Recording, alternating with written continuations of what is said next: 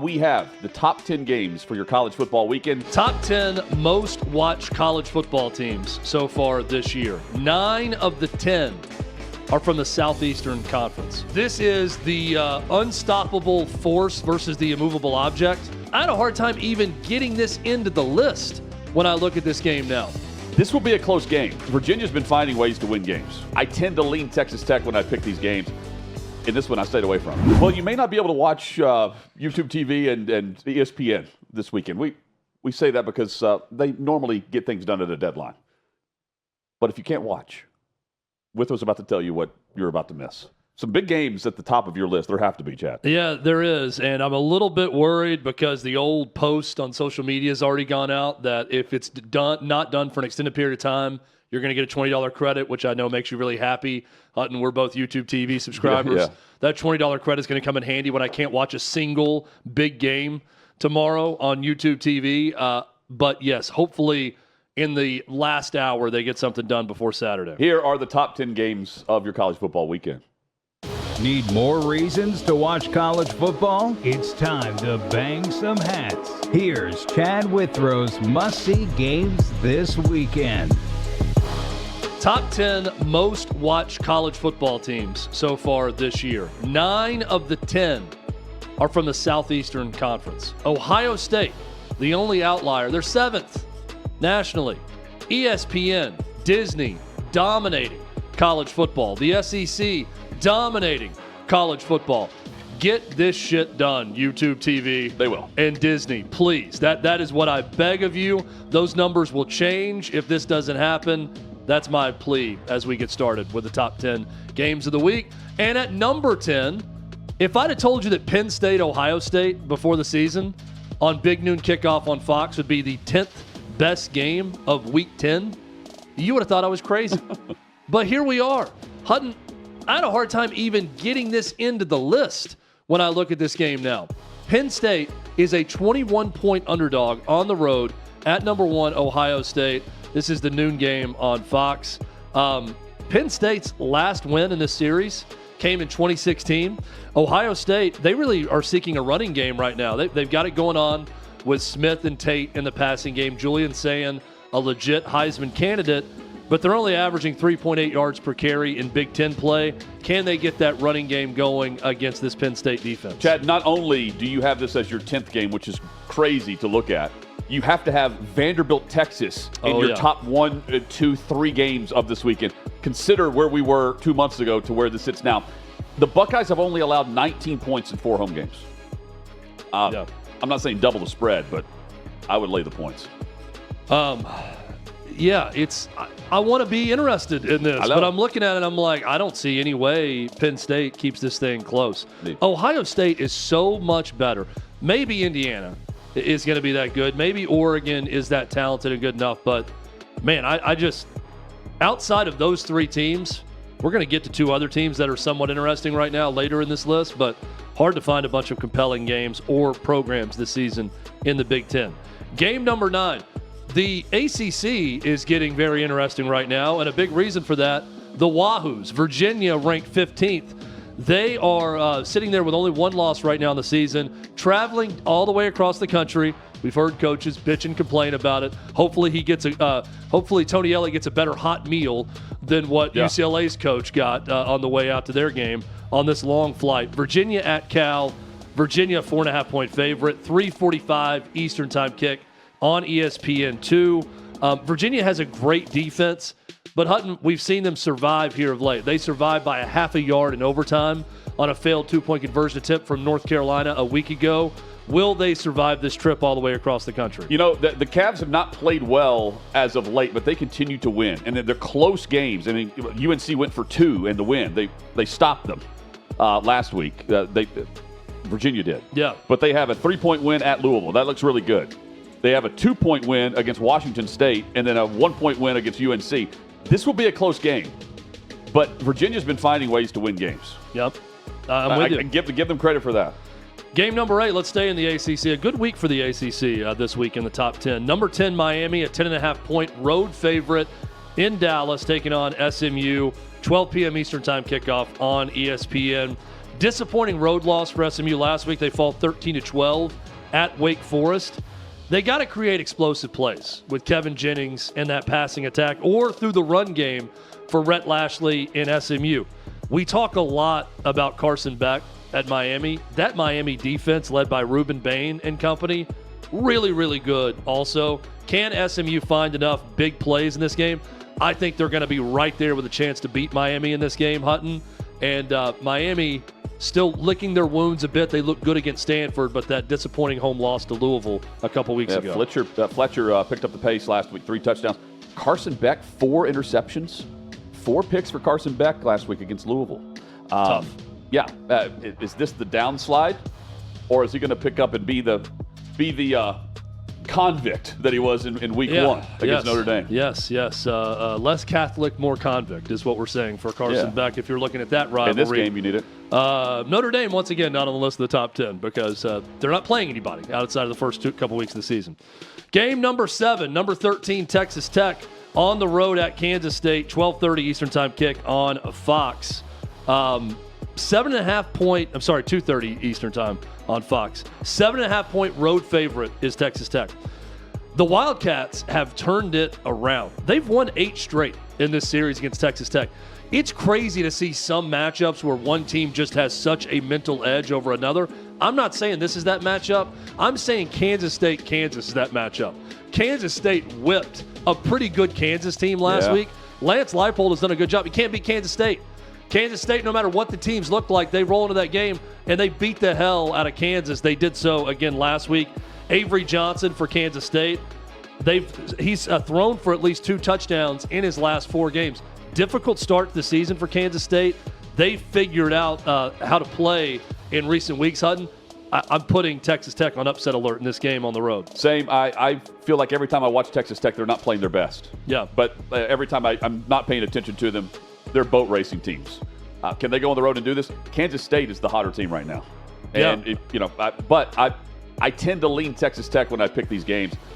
In this one, I stayed away from it. Remember when Kenny Dillingham was complaining about the hotel situation in Starkville, Mississippi? Yeah. And they lost? He's like, we're staying 2 hours away in a casino. Or we had to stay somewhere not in a casino. So I feel like Texas Tech's going to have the same issue getting into Manhattan, Kansas. They're probably sitting there thinking, there's not a lot of hotel options. Will we stay at the Fairfield Inn and Suites or the Econo Lodge? Don't know what they decided on. Why are we staying in Missouri? Yeah. We'll have to get Kelly in Vegas to tell us about the best hotel in Manhattan, Kansas. I bet it's not great. Game number 6 this week. Back to the ACC we go. Number 8, Georgia Tech, a 5.5-point road favorite at NC State. 7:30 Eastern Time kick on ESPN2. A win for the Ramblin' Wreck would make them 8-0 for the first time since the 1960s. That's what Heinz, King, and company are trying to accomplish. Wow. C.J. Bailey, underrated quarterback for NC State. This NC State passing attack is one of the most efficient in the country. Great chance at a home upset here for NC State. Great opportunity for Georgia Tech to keep this thing rolling and be one of those teams we talk about with Vanderbilt you're not accustomed to seeing in the top 10 that continue to roll along. I think they keep it rolling. The Wolfpack have allowed 30 points in 3 of their last 4 games. I mean, in each game, at least 30 points. I look at this and go, this is Georgia Tech rolling up the score. This is a game Dave Doran loses by 17 points. You know what I mean? Like, I just feel like it's going to be like 24-7. It's just going to be very underwhelming. I mean, never really exciting. It's Dave Doran is a model of consistency in that he's going to win 7 or 8. Yes. And he's going to lose by 17 in a game like this at home when everyone's watching. He's your old school 8-8 coach in the NFL. Right. He's like James Franklin light. He's like a lesser version of James Franklin at Penn State. Yeah. But just good enough to keep your job at NC State consistently. And get a raise. That's a game in the ACC I'll be watching. A game in the Big Ten I'll be watching. Number 23 USC, a 6.5-point favorite in Lincoln, Nebraska, taking on the Huskers. 7:30 Eastern kick on NBC. Nebraska and Dylan Raiola, they failed to pass for 200 yards in 3 of their last 4 games. I want to love Dylan Raiola. I don't when I watch him. There's a lot left to be desired with that passing game. It's not just him, but the overall passing attack for Nebraska. I need to see more. USC's got an explosive offense. They handled a Michigan team that handled Nebraska on the road. Now, USC handled that Michigan team in Los Angeles. Can they go on the road at night? It's going to be a great atmosphere in this game. Hutton, I just think that USC is the better team. But with the news of Matt Rhule signing that contract extension, is that going to give the Huskers a little bump where they can perform well at home? They got a pretty good defense. This is going to be an exciting game. Both teams looking to stay both in the Big Ten picture and in the college football playoff picture in this game. This is another one of those kind of elimination games for both of them. Yeah, and this is an NBC game, correct? It is. Let's go. So we can watch it? Yeah, absolutely. We can see it on YouTube TV. That's good news, yeah. Game number 4 this week, cocktail party time. Georgia taking on Florida, a neutral site game in Jacksonville. Billy Gonzalez, let's go. 3:30 Eastern time on ABC. The Billy Gonzalez era begins for the Florida Gators in this game. We've seen it a number of times this year. We saw it with UCLA. We saw it a little bit with Arkansas and Bobby Petrino. Can you get that interim coach bump? That's what Florida's going to find out in this game. The Gators have been playing hard. I don't think they've quit. They didn't quit a year ago. They haven't quit this year. They just play dumb. They got good players. They got a solid defense. They got a great quarterback. They play stupid at times, and it costs them close games. Is that going to be the case again against Georgia? The Bulldogs, a 7.5-point favorite in this game against the Gators. The Gators' defense is good enough to hold up in this game. What they don't have and who they don't have is Gunnar Stockton, who is great in big moments. Mm-hmm. I would lay the 7.5. I would too. I think this could be ugly. I think this could be the start. I don't know that we're getting an interim bump in this game. I think this could be the start of the demise for the Florida Gators. Game number 3, a big one in the Big 12 that maybe we didn't think about preseason. Cincinnati's undefeated in the Big 12, ranked 17th nationally, on the road in Salt Lake City to take on the 24th ranked Utes of Utah. 9:15 Eastern, Hutton special. Let's go. Late night kick on ESPN for the Big 12. Cincinnati's one of those teams that I'm just still not buying. You go on the road and knock off Utah, who's getting Devin Dampier back in this game, their quarterback. I'm buying stock in Cincinnati if they're able to do that. I don't see it happening though with this road trip, Hutton. So they're 7-1 overall, 5-0 in the Big 12, and only losses to Nebraska in the opener. Their only conference win on the road is Kansas. Yeah, and they're a big underdog at Utah. That's Vegas knows. Double right? digits. Yeah, Vegas knows here. So their last 4 games, Cincinnati controls their own path here for the title game. They've got, of course, Utah, Arizona, BYU, TCU. So down the stretch, can they prove it? This is the toughest game right here on the road in this environment. So for the last month, the trifecta of ABC SEC games have been 1, 2, and 3 in some order in National College Football ratings each and every week. And there's a reason for that, because wait till we get to number 2 and 1 for this week. Game number 2 of the week, I'll be there in Knoxville. Number 18, Oklahoma, in Knoxville, taking on the 14th ranked Vols. Tennessee, a 3.5-point favorite in this game, 7:30 Eastern time on ABC. This is the unstoppable force versus the immovable object.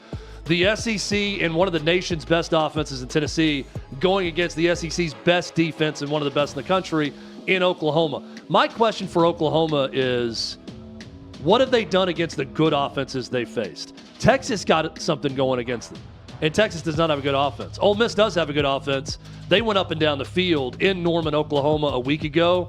Tennessee, dark mode game. They're breaking out the black jerseys.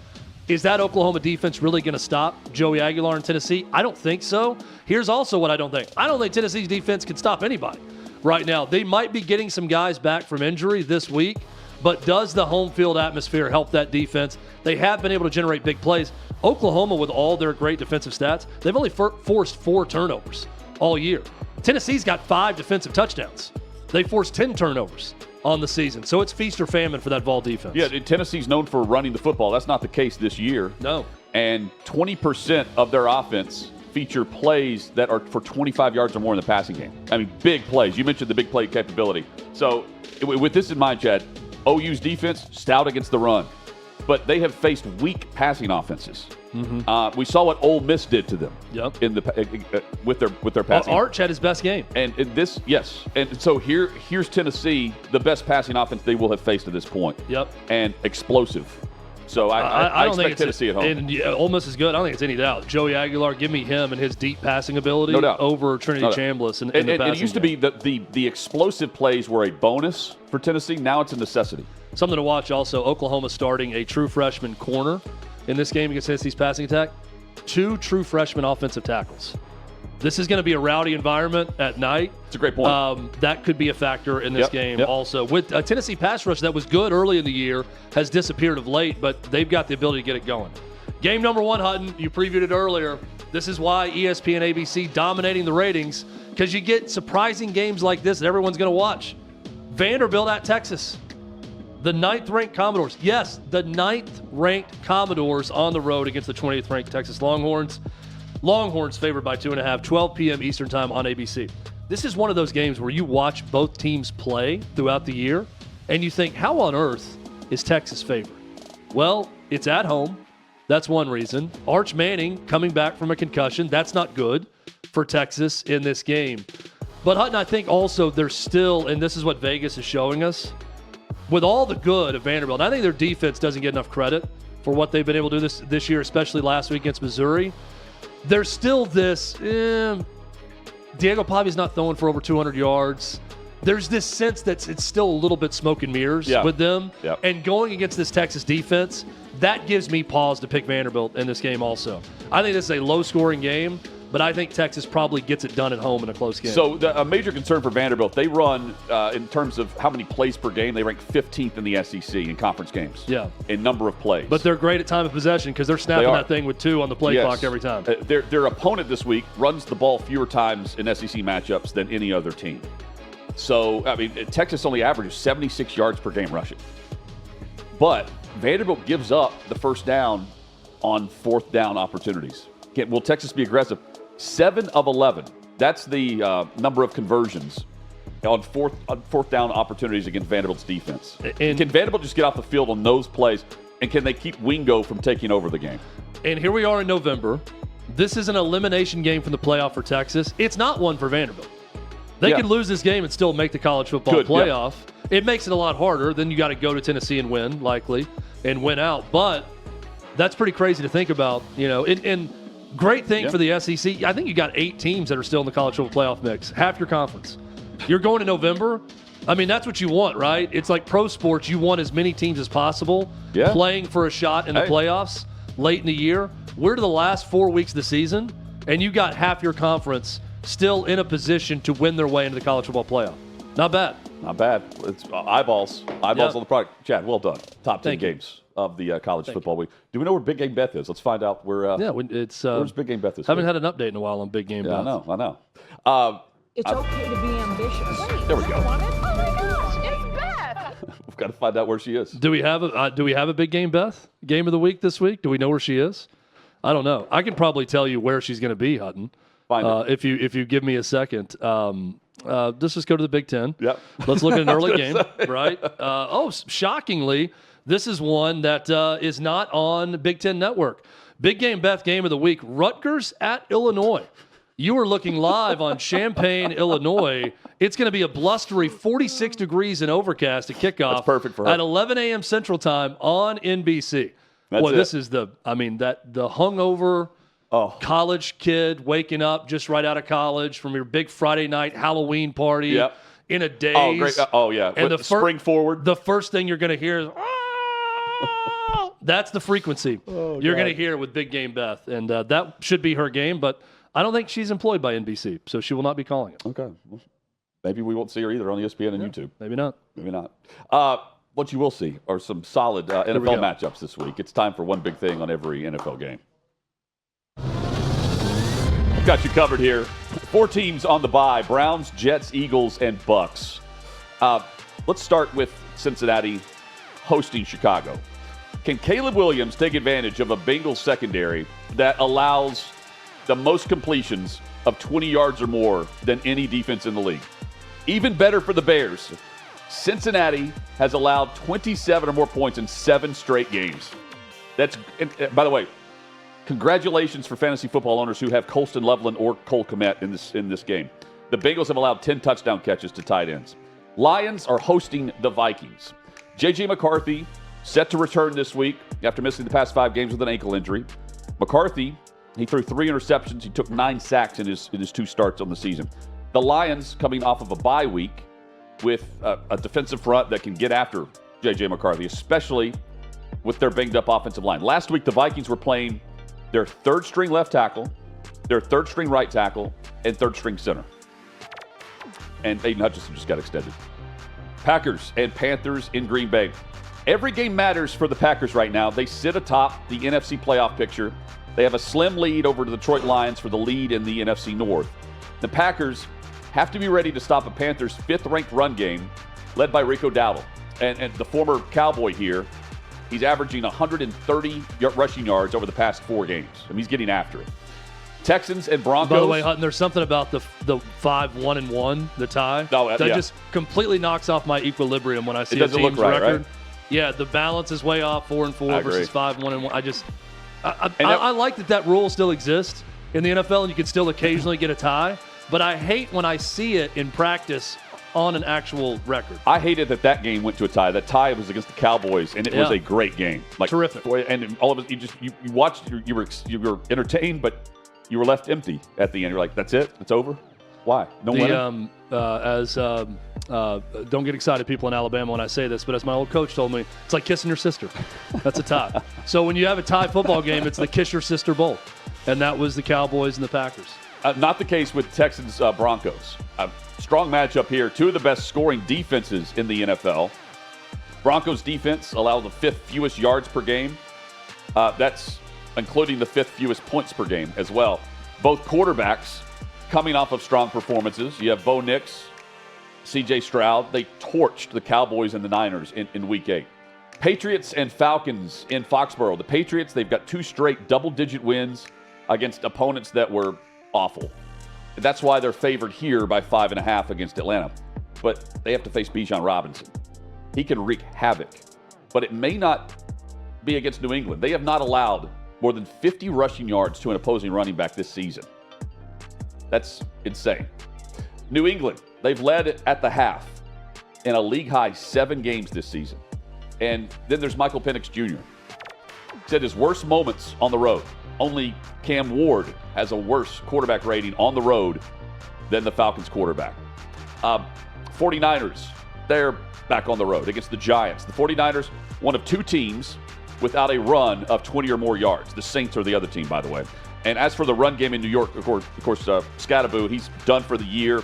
Tyrone Tracy played 80% of the snaps with Scadaboo off the field Sunday, and he handled 12 of the 15 touches for 53 yards. Big fantasy football pickup for some people there.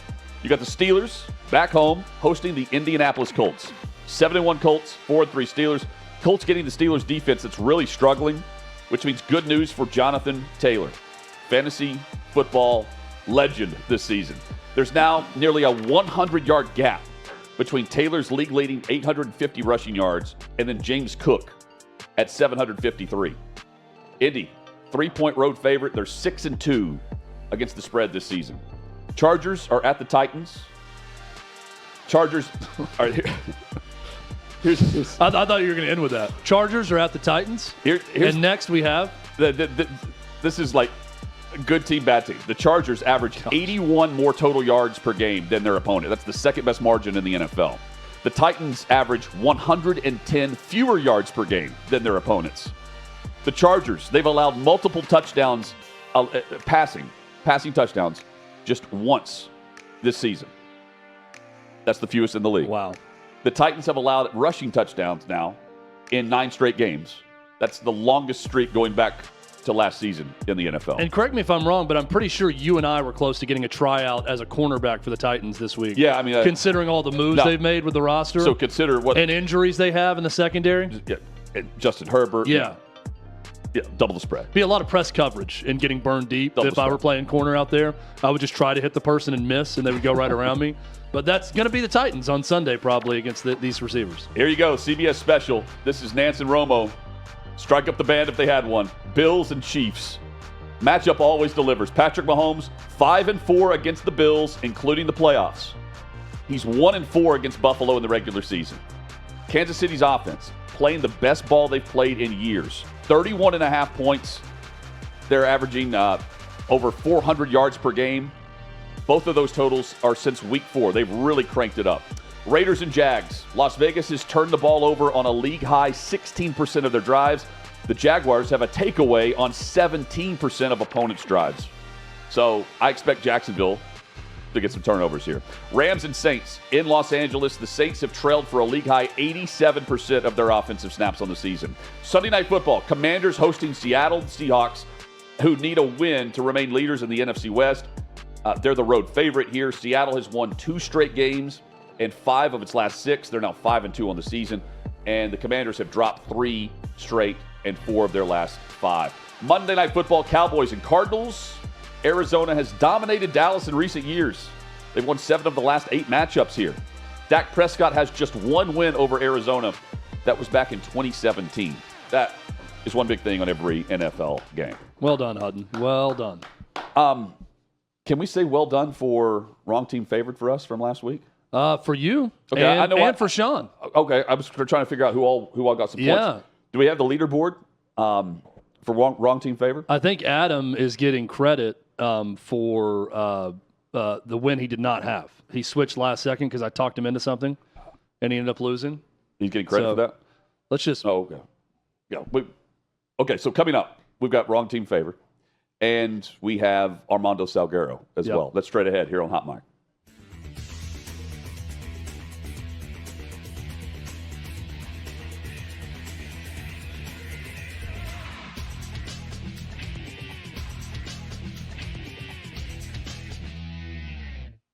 Football's finally back. So's the hard-hitting gridiron action on Prize Picks. Download Prize Picks and use code OutKick and get $50 instantly in lineups when you play $5. Must be present in certain states. Visit prizepicks.com for restrictions and details.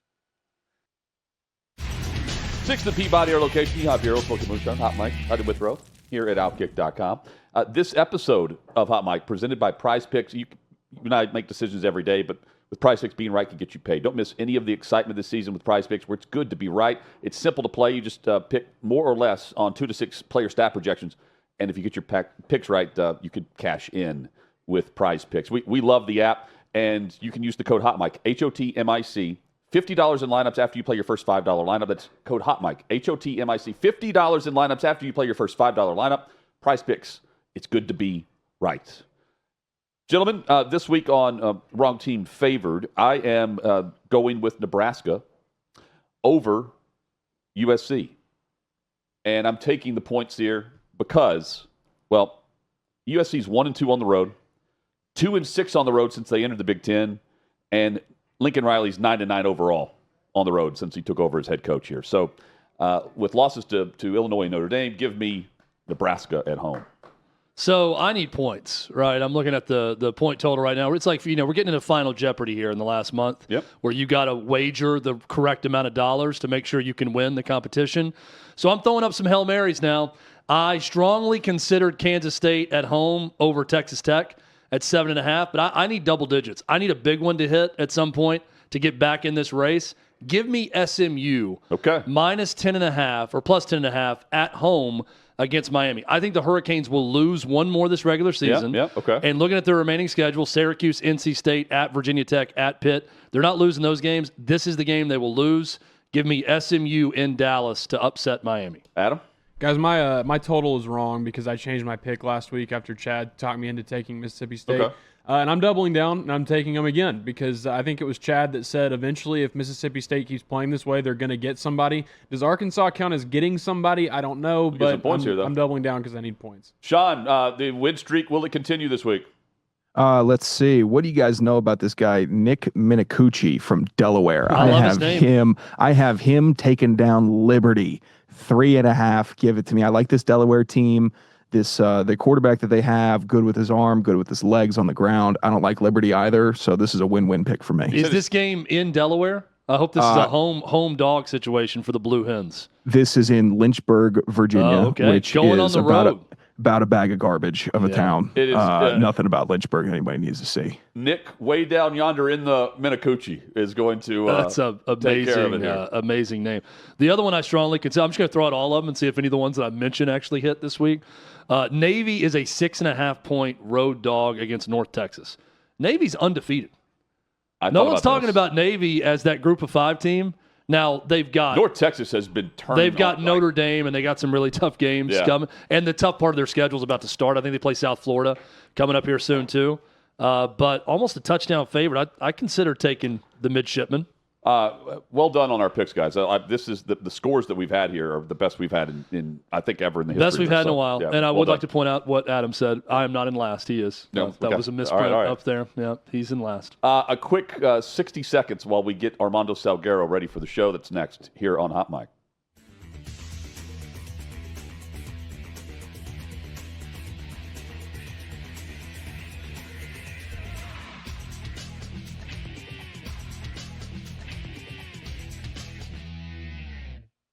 Football's finally back. So's the hard-hitting gridiron action on Prize Picks. Download Prize Picks and use code OutKick and get $50 instantly in lineups when you play $5.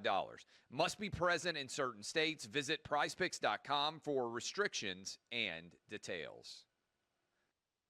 6th and Peabody, our location. Yeehaw Bureau, Smoky Moonshine. It's Hot Mic, Hutton and Withrow here at OutKick.com. John McClain's about to join us. Before that, I want to give out my theory, my conspiracy on this whole negotiation between ESPN and YouTube TV, and we can have John even chime in when he hears this. Chad, just so happens that ESPN has a new app, right? They do.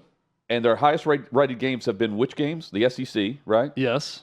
And for YouTube subscribers, I would also, if I'm ESPN, I would be like, oh, let's keep this going a little bit. Let's make people think they're not going to be able to watch these top games. You have to get the app in order to watch these top games. And then, I'm telling you, they'll reach an agreement at like midnight, and they'll send out some I hope tweet. so. I hope so.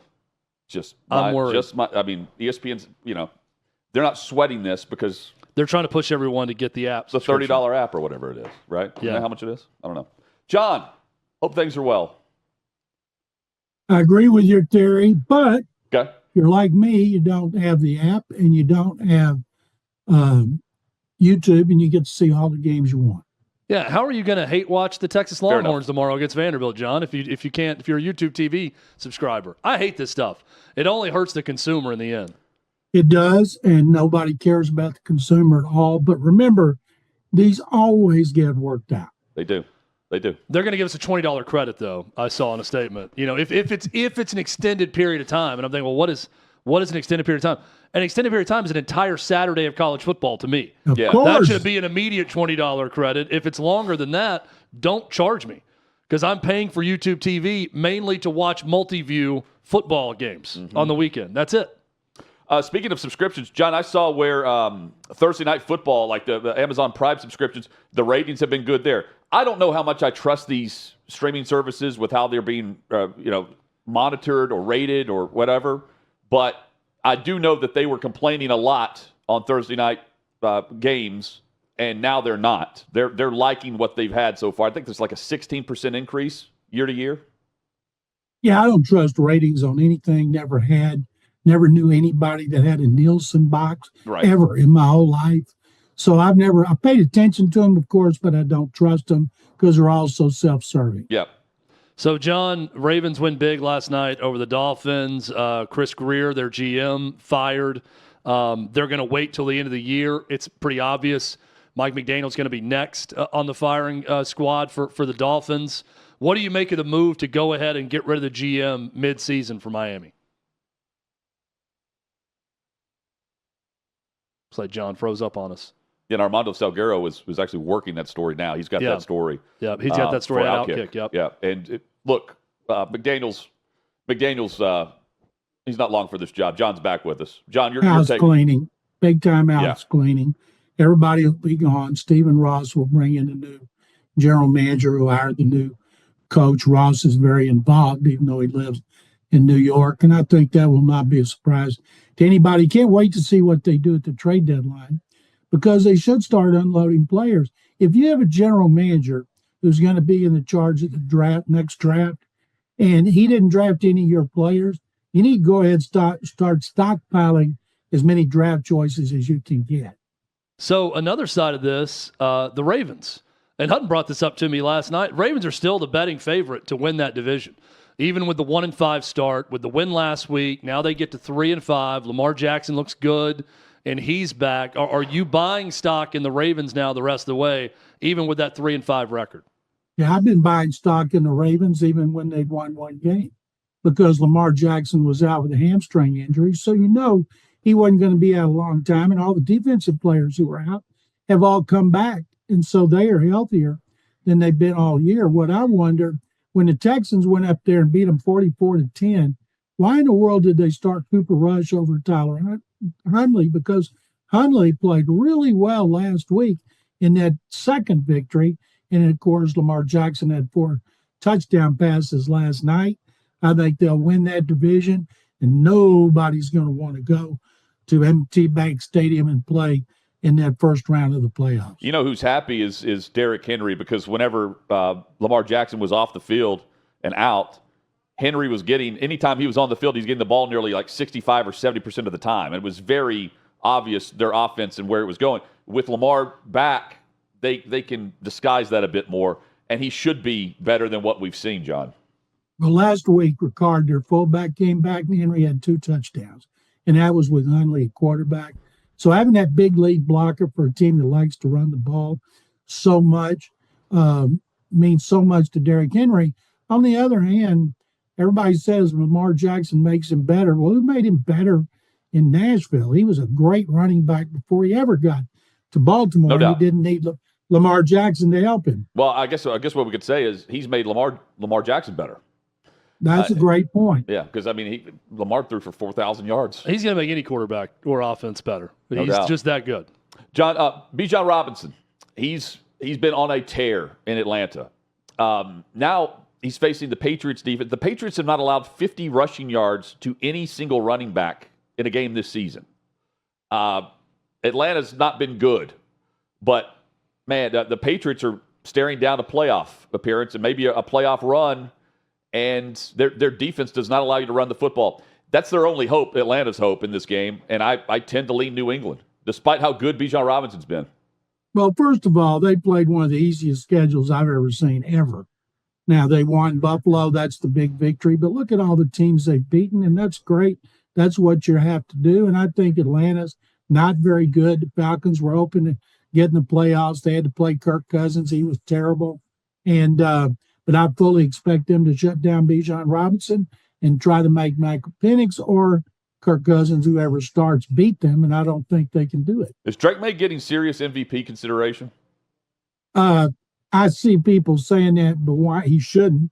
He's doing a great job, but why would you take him over a team, the quarterback's doing great against an actual tough schedule? Yeah. And I see people rating the quarterbacks from last year, and Bo Nix didn't get a lot of love like Drake May does, and Bo Nix has got a better record, and he's been outstanding as a runner and receiver too. So I don't know why everybody's saying Drake May, and nobody says Bo Nix. Neither one is going to win that award. Hey, and you'll see Bo Nix up close this week at Texans and Broncos, 2 defenses that are outstanding, but 2 offenses that have really put on a show lately. And the Texans have really picked things up, John. They won 3 of the last 4, but the only good team they played in there, because the 49ers had all kind of injuries, even though they came to Houston 5-2 and lost by double digits. The last time they played a good defense was at Seattle. The offense was terrible. Denver leads the league in sacks, but also in the fewest sacks. I can't remember when I've seen that. Texans lead the league in points per game and yards per game. So it should be a defensive game. That's why I picked the Broncos to win by 3. A big game for Aaron Rodgers and the Steelers. 3.5-point home underdog against the Colts, who Colts could be the best team in football right now when you look at what they've done, because, John, their schedule's not getting any easier. They're going to play Buffalo coming up, Chargers in Baltimore.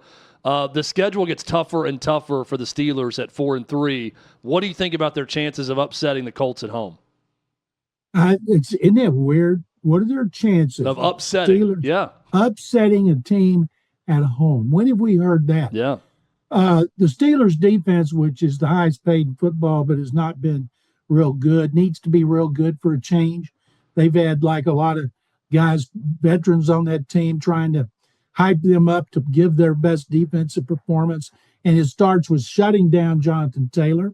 You guys know him very well. The Texans have 3 touchdowns rushing this season.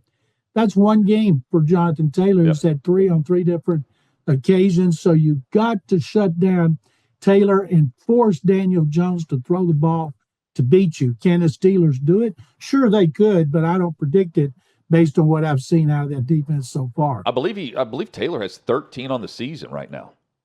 And he might end up breaking LaDainian Tomlinson's record, and they might end up breaking the rushing touchdown record of the 60 Packers who did it in 14 games. I mean, think about Saquon had 14 touchdowns total rushing last season in his year. Now, a lot of the rushing touchdowns go to Jalen Hurts in that offense too. But I just look, what? Jonathan Taylor's the MVP, is he not? I know there's also Patrick Mahomes. I get it. Well, there's others. Taylor will end up being Offensive Player of the Year if he keeps it up, and a quarterback will be the MVP as always. Such a cop-out. Yeah. That's kind of the way. John's right. They're going to give the running back or the receiver the Offensive Player of the Year, and it's always going to be a quarterback. It's hard. I also understand the guy who touches the ball every play, that's phenomenal, is going to be your most valuable player. And guess who's phenomenal? So Patrick Mahomes and the Chiefs. Now it's Chiefs and Bills, John. The Bills owned the Chiefs during the regular season. Buffalo here, the atmosphere is going to be great in Buffalo. How can I not pick the Bills in this, even though the Chiefs' offense is the best we've seen in years? Chiefs have dominated them in the playoffs. They've dominated Chiefs regular season. Chiefs got to pretend like it's a playoff game. You know, if New England and Denver win, the loser is going to be like 2 games out of first place. Yeah. And so this is a big game for both of those teams. Ratings ought to be through the roof. And I'm not picking against Buffalo at home. Same. It looks like Kelsey's back to form too. Yeah, I don't know what's up with Travis Kelce. He's playing like he's 5 years ago. He's showing speed. He's getting down the field, breaking tackles, where last season he would catch it and go down. I don't think he averaged 10 yards a catch.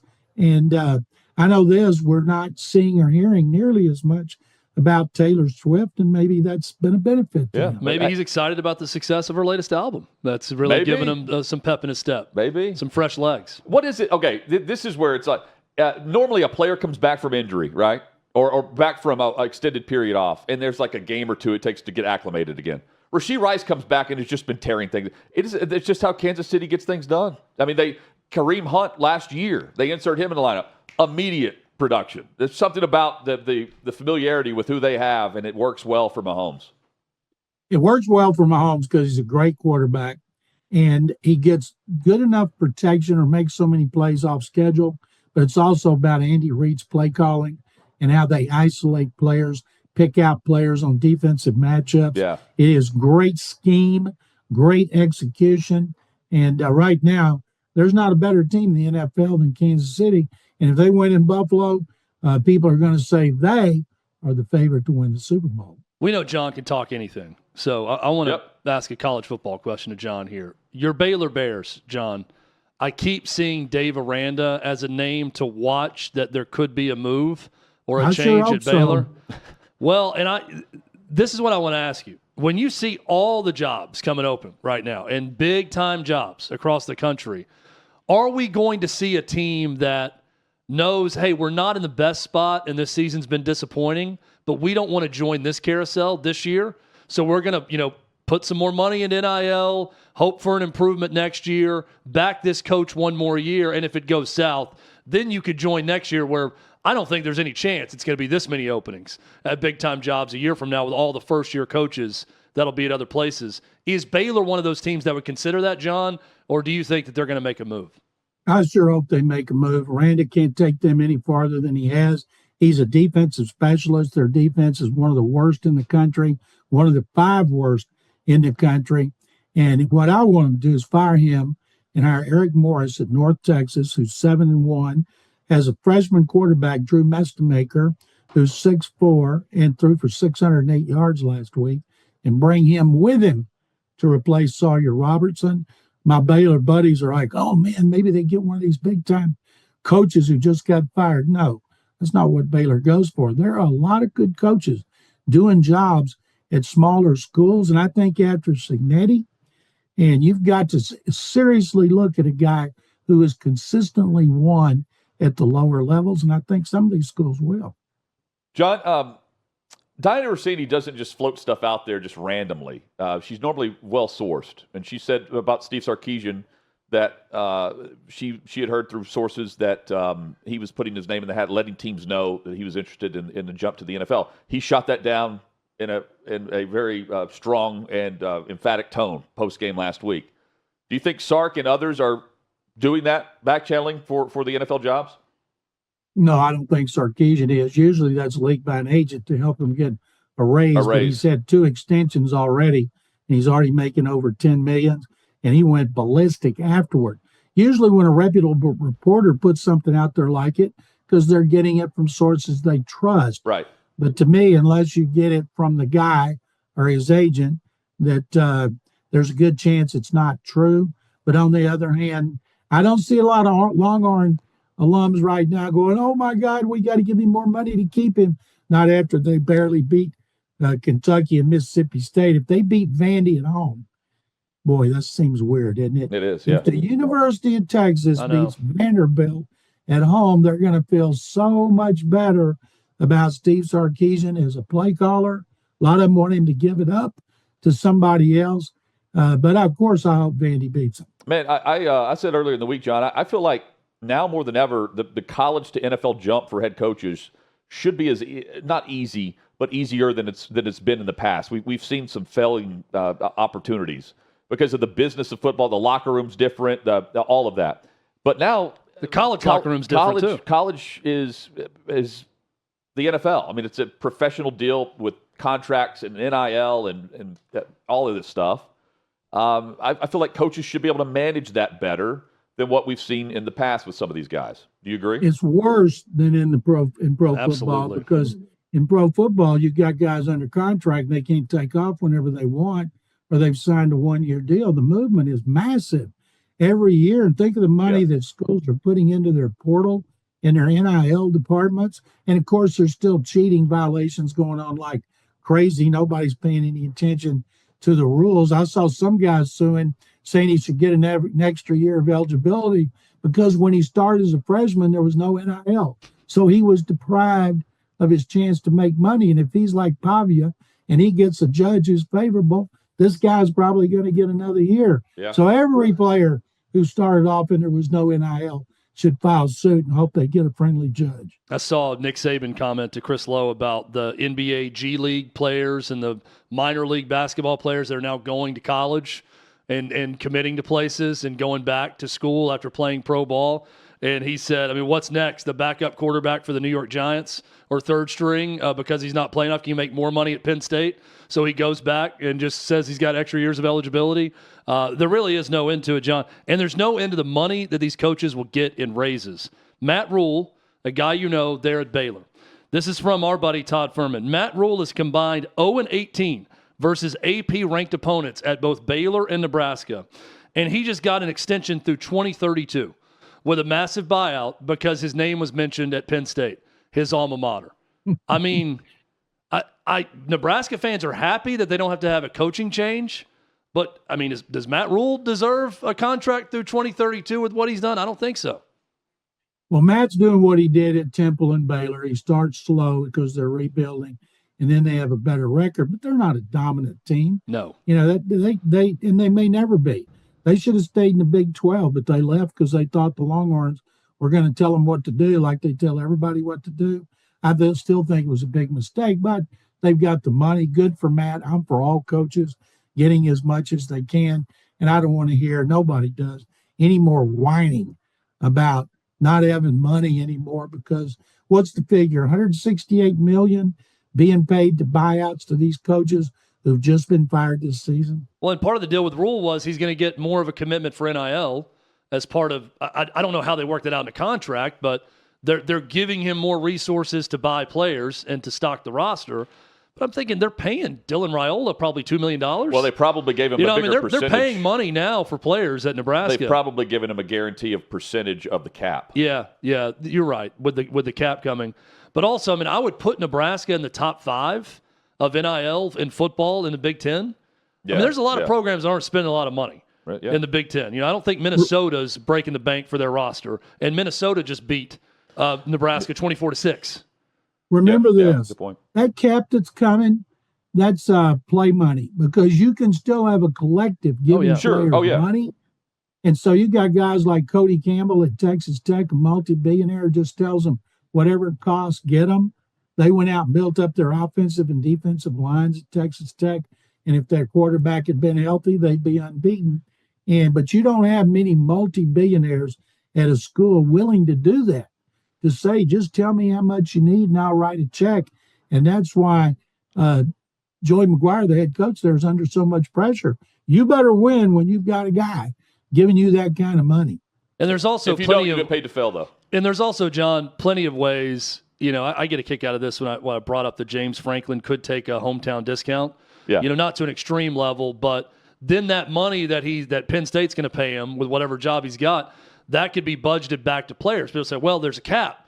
You can't do that. I'm thinking there are plenty of ways to launder money that you're saving in your budget back through your collective, and then that collective has more money. A good example is Tony Vitello leaves for Major League Baseball. He was making over $3 million a year at Tennessee. They're paying his replacement $1 million.